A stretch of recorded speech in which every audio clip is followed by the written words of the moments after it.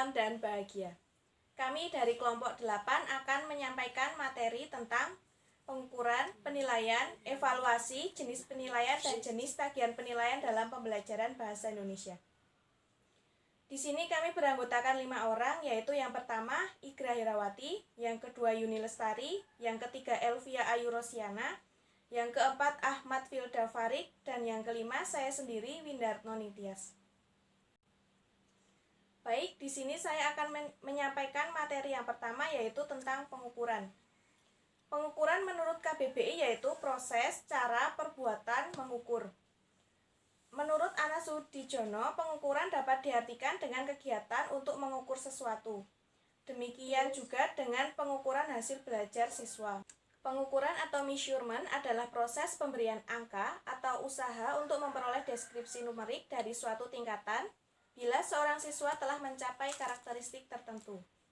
Hasil penilaian dapat berupa nilai kualitatif atau pernyataan naratif dalam kata-kata, dan nilai kuantitatif atau berupa angka. Fungsi pengukuran hasil belajar menurut Muhyiddin Syah yaitu antara lain: yang pertama, mengetahui tingkat kemajuan yang telah dicapai oleh siswa. Yang kedua, mengetahui posisi atau kedudukan seseorang dalam kelompok kelasnya. Yang ketiga, mengetahui tingkat usaha yang dilakukan siswa dalam belajar. Yang keempat, mengetahui sejauh mana siswa telah mendayagunakan kemampuan kecerdasan yang dimilikinya untuk keperluan belajar. Dan yang kelima yaitu mengetahui tingkat dan hasil metode mengajar yang digunakan dalam proses belajar mengajar.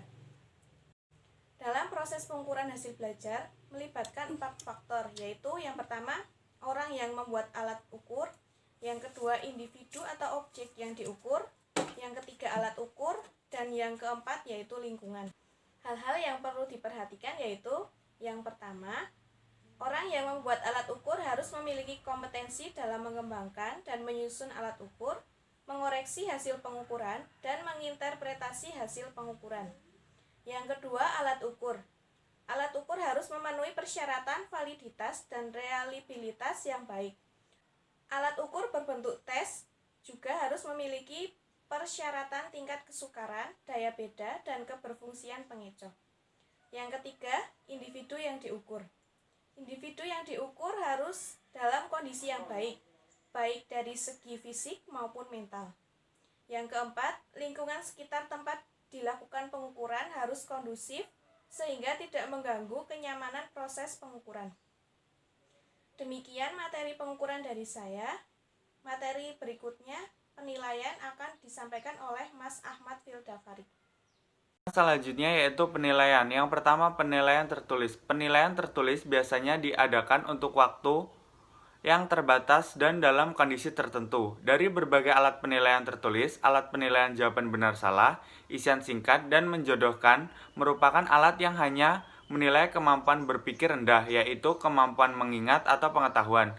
Bentuk penilaian tertulis ini untuk kegiatan pembelajaran bahasa hanya digunakan untuk menilai hal-hal yang terkait dengan pengetahuan bahasa.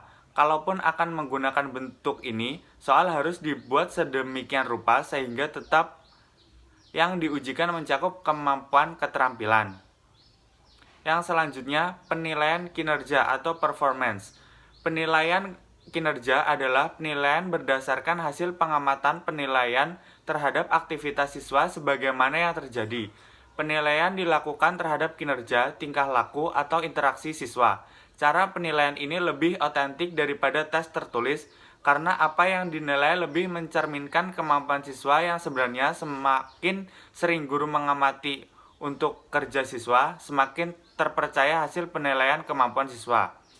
Penilaian dengan cara ini lebih tepat digunakan untuk menilai kemampuan siswa dalam berpidato, pembacaan puisi, diskusi, pemecahan masalah, partisipasi siswa dalam berdiskusi, membaca nyaring, bermain drama, kemampuan bertanya, kemampuan berbicara, lafal dan intonasi, dan proses mendengarkan atau menyimak.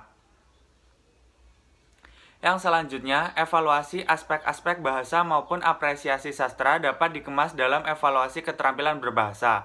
Misalnya, mengevaluasi elemen ejaan, kosakata, sintaksis, dan masih banyak yang lainnya. Yang selanjutnya, penilaian kemampuan mendengarkan atau menyimak. Bahan tes yang diujikan disampaikan secara lisan dan diterima siswa melalui sarana pendengaran. Ada beberapa hal yang perlu diperhatikan dalam menentukan bahan wacana yang digunakan untuk bahan tes menyimak, yaitu tingkat kesulitan wacana, isi cakupan wacana, dan jenis-jenis wacana. Berikut ini bentuk tes menyimak. Yang pertama, menulis kata baku yang disimakkan. Yang kedua, menuliskan kata yang mirip bunyi dan berbeda maknanya dalam kalimat. Contoh syarat-syarat. Yang ketiga, pemahaman pernyataan atau pertanyaan. Dan yang keempat, pemahaman wacana. Yang selanjutnya, penilaian kemampuan berbicara. Komponen-komponen keterampilan berbicara yaitu penggunaan bahasa lisan, penggunaan isi pembicaraan, penggunaan teknik dan penampilan berbicara, yang pada umumnya tes berbicara bukan hanya uji lisan, melainkan juga uji penampilan, yakni ujian lisan. Perbuatan atau penampilan lain, ini berarti bahwa yang dinilai bukan hanya hasil, tetapi perbuatan berbicara, yakni pembicaraan itu. Untuk itu, teknik ujian itu dibantu oleh teknik observasi performance. Pengujian mengamati, bukan hanya mendengar bagaimana teruji atau tese berbicara. Ini berlaku pada ujian berbicara yang dilakukan secara langsung. Menurut Nurgiantoro tahun 1988. Yang pertama, saya akan menyampaikan tentang hakikat evaluasi dan kedudukannya dalam pembelajaran bahasa Indonesia. Menurut Gronlund tahun 1976, dalam Supriyadi tahun 2013, evaluasi merupakan suatu proses sistematis untuk menentukan atau membuat keputusan tentang ketercapaian tujuan pengajaran. Evaluasi pembelajaran dalam bahasa Indonesia adalah suatu tindakan atau proses mengumpulkan informasi berupa gambaran proses peserta didik selama kegiatan pembelajaran berlangsung dan menimbangnya dari segi nilai dan arti dengan penekanan penilaian pada 4 indikator keterampilan bahasa Indonesia. Kemudian slide selanjutnya adalah tentang tujuan evaluasi pembelajaran bahasa Indonesia. Menurut Haris tahun 1976, dalam Supriyadi tahun 2013, evaluasi bahasa mempunyai 6 tujuan yang berhubungan dan tidak saling mengecualikan. Tujuan yang pertama adalah untuk menentukan kesiapan pembelajar menerima suatu program pelajaran. Yang kedua, untuk mengelompokkan atau menempatkan pembelajar pada kelas yang tepat. Yang ketiga, untuk mengetahui kekuatan dan kelemahan pada individu yang sedang dites. Yang keempat, untuk mengukur bakat belajar pada siswa. Yang kelima, untuk mengukur luas pencapaian tujuan belajar pada pembelajar. Yang terakhir, untuk menilai keefektifan pelajaran. Selanjutnya adalah manfaat evaluasi dalam pembelajaran bahasa Indonesia. Yang pertama adalah manfaat bagi peserta didik, yaitu untuk mengetahui apakah nilai yang diperoleh sudah memuaskan atau belum memuaskan, sehingga peserta didik dapat memperbaiki kualitas dalam belajar. Yang kedua, manfaat bagi guru. Dengan adanya evaluasi, dapat mengetahui mengenai pola pengajaran dengan menggunakan metode tertentu. Kemudian, guru dapat membuat peserta didik memahami atau tidak memahami dengan materi yang diajarkan. Pendidik dan peserta didik sangat berperan dengan pencapaian keberhasilan evaluasi. Hal tersebut menjadi introspeksi guru dan peserta didik untuk mengetahui perkembangan di bidang pembelajaran bahasa Indonesia. Prinsip-prinsip evaluasi pembelajaran dalam pelajaran bahasa Indonesia. Yang pertama, sistem penilaian berkelanjutan. Yang kedua, mencakup berbagai ranah dengan berbagai alat. Yang ketiga, mendeskripsikan penilaian secara kualitatif, kuantitatif, dan deskriptif. Yang keempat, mencakup beberapa fungsi. Yang kelima, berdasarkan acuan patokan. Yang keenam, teknik self-assessment, peer assessment, dan teacher assessment. Jenis-jenis evaluasi kebahasaan dan keterampilan dalam pelajaran bahasa Indonesia. Di sini terdapat 3 jenis evaluasi. Yang pertama, evaluasi ranah pengetahuan bahasa. Kemudian yang kedua, evaluasi ranah sikap berbahasa. Dan yang terakhir, evaluasi ranah keterampilan berbahasa. Di sini saya akan menjelaskan macam evaluasi yang pertama, yaitu evaluasi ranah pengetahuan bahasa. Evaluasi ranah pengetahuan bahasa dimaksudkan untuk mengetahui sejauh mana pembelajar menguasai teori-teori kebahasaan yang dipelajarinya. Ranah pengetahuan dapat diujikan dengan mengadakan tes pengetahuan, wawancara, atau observasi. Nilai tes ditentukan oleh seberapa jauh pembelajar dapat menjawab setiap pertanyaan yang diajukan oleh guru. Semakin banyak pembelajar menjawab dengan benar, maka semakin baiklah pengetahuan bahasanya. Macam-macam tes dalam evaluasi ranah pengetahuan bahasa. Di sini terdapat 3 tes. Yang pertama, tes bunyi bahasa. Tes bunyi bahasa merupakan tes untuk menilai ketepatan mengucapkan bunyi-bunyi bahasa dan mengidentifikasi bunyi-bunyi yang didengar atau diperdengarkan. Yang kedua, tes kosakata. Tes kosakata bertujuan untuk mengukur pengetahuan dan produksi kata-kata yang digunakan dalam berbicara dan menulis. Pengetahuan tentang kosakata merupakan hal yang sangat penting untuk mengembangkan dan menunjukkan keterampilan berbahasa seperti mendengarkan, membaca, dan menulis. Yang ketiga, tes struktur atau tata bahasa.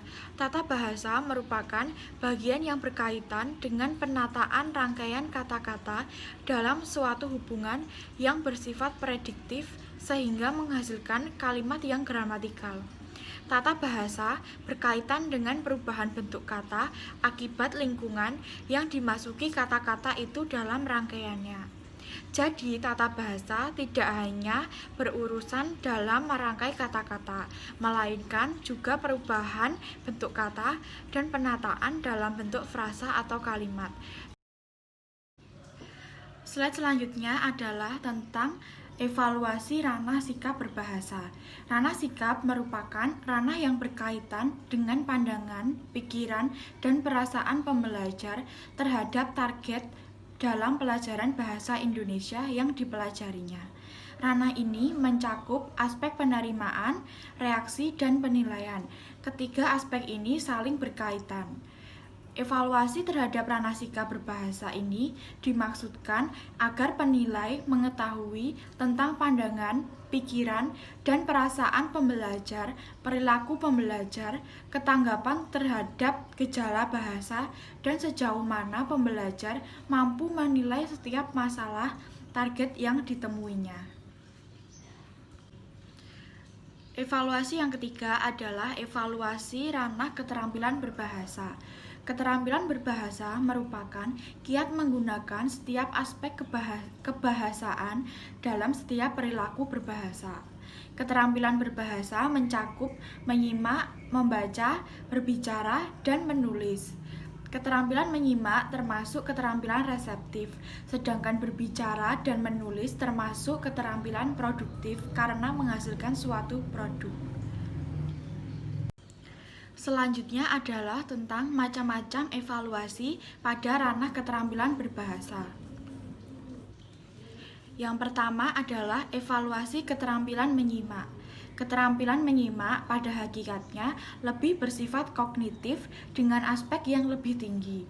Kemampuan ini mencakup menerima, menganalisis, memahami, dan menyimpulkan informasi lisan yang disampaikan dalam bahasa target atau bahasa anak itu sendiri.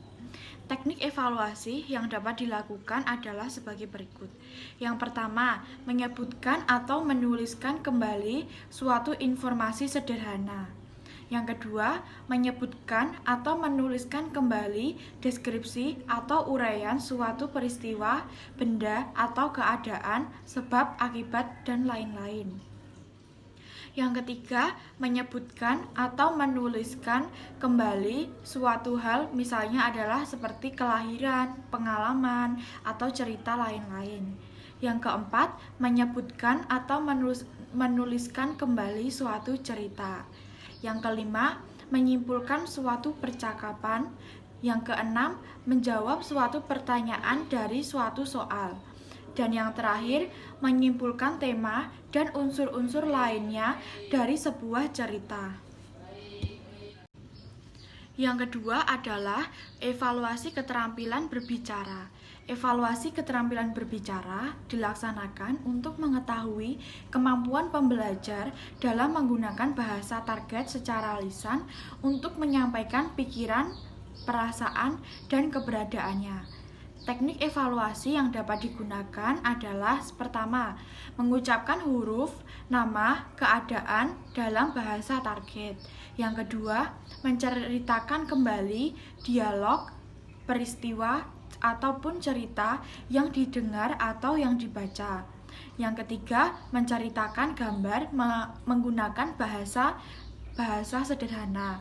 Yang keempat, melakukan wawancara. Yang kelima, menyampaikan pengalaman, peristiwa, atau ilmu pengetahuan secara lisan. Yang keenam, menjawab pertanyaan sederhana dan kompleks. Yang ketujuh, siswa bermain peran. Selanjutnya adalah evaluasi keterampilan membaca.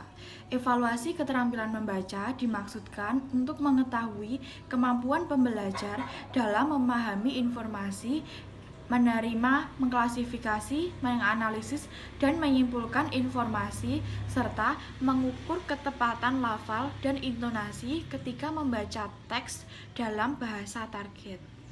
Teknik evaluasi yang dapat digunakan untuk mengukur kemampuan membaca adalah sebagai berikut. Yang pertama, membaca dengan lafal dan intonasi yang tepat. Yang kedua, siswa mampu menjawab pertanyaan-pertanyaan. Yang ketiga, menyimpulkan tema dan unsur-unsur lainnya dari cerita yang dibaca. Yang keempat, mengidentifikasi, mengklasifikasi, dan menyimpulkan bahan bacaan. Yang kelima, menentukan kata sulit, umum, dan khusus, serta homonim, homofon, hiponim, sinonim, dan antonim. Yang keenam, melengkapi bagian-bagian tertentu dari bacaan yang sengaja dihilangkan. Yang ketujuh, menyusun kembali rangkaian informasi yang kurang tepat dari suatu bacaan dalam bahasa target. Yang terakhir adalah evaluasi keterampilan menulis. Evaluasi keterampilan menulis bertujuan untuk mengetahui kemampuan pembelajar dalam menyampaikan ide, perasaan, dan pikirannya, serta menggunakan perangkat bahasa target secara tulis. Teknik evaluasi yang dapat dipaparkan adalah 1. Menulis huruf, nama, peristiwa, dan keadaan yang diperdengarkan, diperlihatkan, dan bicara. Yang kedua, menyampaikan kembali secara tertulis suatu cerita, dialog, atau peristiwa yang didengar atau dibaca. Yang ketiga, menuliskan cerita berdasarkan gambar atau rangkaian gambar. Yang keempat, melaporkan pengalaman, peristiwa, pekerjaan, atau perjalanan secara tulis. Yang kelima, menjawab pertanyaan sederhana atau secara tertulis. Yang keenam, membuat karangan berdasarkan tema yang sudah ditentukan. Yang ketujuh, menggunakan ejaan dan tanda baca. Keempat, ada jenis-jenis penilaian. Jenis-jenis penilaian ada 6, yaitu yang pertama, tes seleksi. Sesuai dengan namanya, tes seleksi digunakan untuk menyeleksi calon peserta yang memenuhi syarat untuk mengikuti suatu program. Misalnya, di sebuah perguruan tinggi diadakan penerimaan mahasiswa baru dari kuota sebanyak 200 mahasiswa, ternyata yang mendaftar ada 300 mahasiswa. Maka dilakukanlah tes seleksi untuk menentukan calon mahasiswa yang diterima. Yang kedua ada tes penempatan. Tes penempatan adalah suatu jenis tes yang bertujuan menempatkan calon siswa sesuai dengan kemampuannya. Hal ini didasari pemikiran bahwa setiap siswa tidak memiliki kecepatan belajar yang sama. Jika mereka disatukan dalam satu kelas, maka akan menjadi kesulitan dalam mengajar mereka. Yang ketiga ada tes diagnostik. Tes diagnostik merupakan tes yang dilaksanakan untuk mengetahui penyebab kesulitan belajar yang dialami siswa. Materi tes diagnostik dikembangkan dari konsep-konsep yang sulit dipahami siswa. Dari hasil tes diagnostik, maka guru akan menemukan kesulitan belajar yang dialami siswa. Selanjutnya ada pretest, posttest. Pretest dilaksanakan sebelum proses pembelajaran dimulai. Materi diambil dari seluruh materi yang akan disampaikan dalam proses pembelajaran. Butir soal yang pretest dikembangkan untuk mengukur semua tujuan pembelajaran yang telah ditetapkan dalam rencana pembelajaran. Selanjutnya ada tes formatif. Tes formatif merupakan salah satu jenis tes yang diberikan kepada siswa setelah siswa menyelesaikan satu bab atau satu unit pembelajaran. Tes formatif tidak dimaksudkan untuk memberi nilai kepada siswa, tetapi hasil tes formatif akan dimanfaatkan untuk memonitor apakah proses pembelajaran yang baru saja dilaksanakan telah mendapat capaian tujuan pembelajaran atau belum. Yang terakhir ada tes sumatif. Tes sumatif adalah jenis tes yang dilaksanakan pada akhir pembelajaran dan dimaksudkan untuk mengukur keberhasilan siswa dalam menguasai keseluruhan tujuan pembelajaran yang telah ditetapkan. Jenis-jenis tagihan dalam bahasa Indonesia yaitu yang pertama invoice biasa. Invoice biasa merupakan jenis invoice yang paling umum dan paling sering digunakan dalam jual beli. Penggunaan jenis ini biasanya digunakan pada transaksi pembelian yang sederhana mengenai rincian barang, jumlah harga, dan total pembayaran. Dan yang kedua, invoice consular. Invoice consular merupakan invoice yang khusus digunakan untuk transaksi internasional seperti aktivitas ekspor-impor. Selain itu, invoice consular juga harus disahkan dan mendapatkan izin dari negara atau dari negara yang menerima impor dan kedutaan negara asal pengekspor. Dan yang ketiga, invoice pro forma merupakan invoice yang diberikan kepada pembeli apabila barang tersebut dikirimkan secara bertahap. Oleh karena itu, invoice ini bersifat sementara. Karena apabila barang yang dibeli telah dikirimkan secara keseluruhan, maka invoice pro forma akan diganti dengan invoice jenis biasa. Baik, di sini kami akan membuka 2 sesi tanya jawab, yaitu yang pertama 5 penanya dan yang kedua 5 penanya. Demikian presentasi dari kelompok 8. Apabila ada salah kami mohon maaf. Wassalamualaikum warahmatullahi wabarakatuh. Salam.